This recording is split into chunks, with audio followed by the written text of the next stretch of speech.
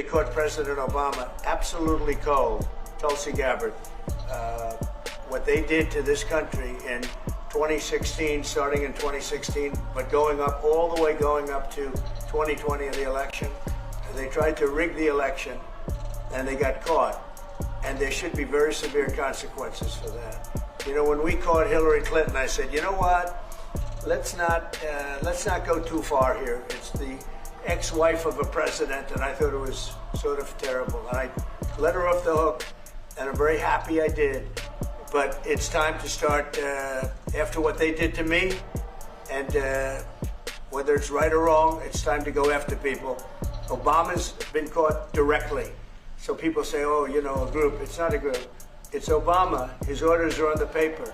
The papers are signed. The papers came right out of their office. They sent everything to be highly classified. Well, the highly classified's been released. And what they did in 2016 and in 2020 is very criminal. It's criminal at the highest level.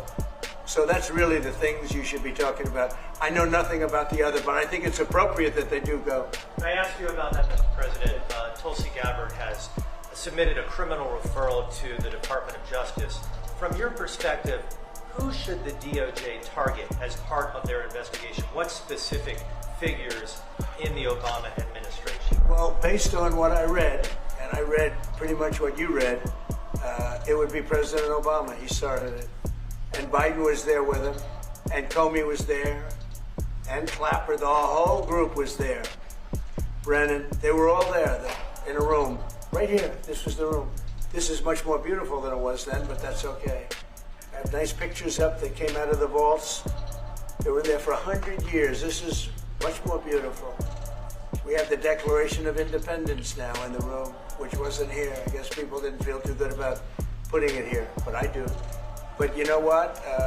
If you look at those papers, they have them stone cold, and it was President Obama. It wasn't lots of people all over the place. It was them too. But the leader of the gang was President Obama, Barack Hussein Obama. Have you heard of him? And except for the fact that he gets shielded by the press for his entire life, that's the one they look. He's guilty. It's not a question. You know, I like to say, let's give it time. It's there. He's guilty. This was treason. This was every word you can think of. They tried to steal the election. They tried to obfuscate the election. They did things that nobody's ever even imagined, even in other countries. You've seen some pretty rough countries. This man has seen some pretty rough countries, but you've never seen anything like it. And we have all of the documents. And from what Tulsi told me, she's got thousands of additional documents coming.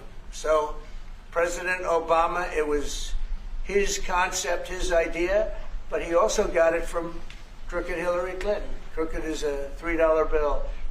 Hillary Clinton and her group, the Democrats, spent $12 million to Christopher Steele to write up a report that was a total fake report. Took 2 years to figure that out, but it came out that it was a total fake report. It was made up fiction.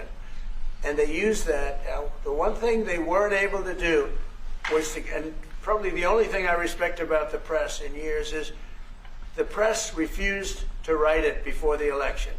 They refused to put it in. The Steele report was a disaster. All lies, all fabrication, all admitted, and admitted fraud.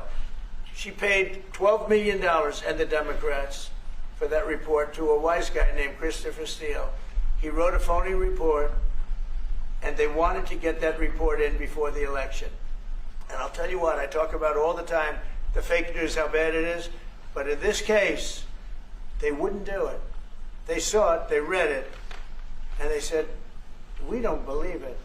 And it was only after, substantially, like a month and a half after the election, that it got printed, and it was a big wisp. It was just like a bang of nothing, because the election had ended. If that report had gotten published by the New York Times or somebody, and I respect the Times for maybe only this, because they're crooked as you can be. They're a terrible paper, a crooked, corrupt paper.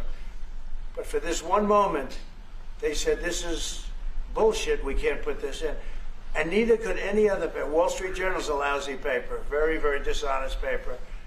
as you see, I'm suing them for a lot of money because they do things very badly. It's got a nice name, but it's really, in my opinion, it's a terrible paper, and it can be corrupt. But just so you know, they didn't take the Steele report. It was the dossier. Remember the famous dossier? I called it the fake news dossier. The news wouldn't publish it, and I'm amazed. They had 2.5 months. It was finished.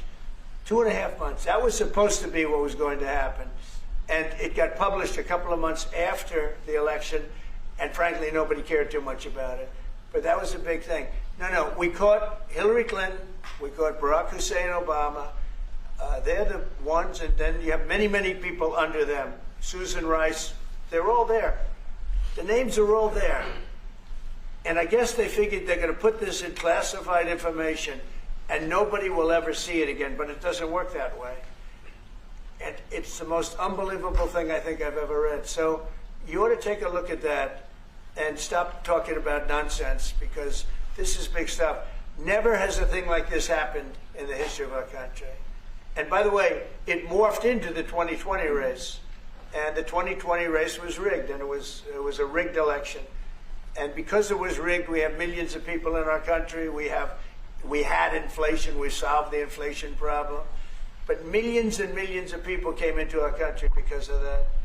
And people that shouldn't have been, people from gangs and from jails and from mental institutions, people that we don't want in our country, people that we're getting out, dangerous people. 11,888 murderers, many of them 50%, more than 50%, murdered more than one person. I hate to say this with such a distinguished guest, but you know, they asked me a question. I got to answer the question. No, Barack Hussein Obama is the ringleader. Hillary Clinton was right there with him, and so was Sleepy Joe Biden, and so were the rest of them. Comey, Clapper, the whole group. And they tried to rig an election, and they got caught. And then they did rig the election in 2020. And then because I knew I won that election by a lot, I did it a third time, and I won in a landslide. Every swing state won the popular vote.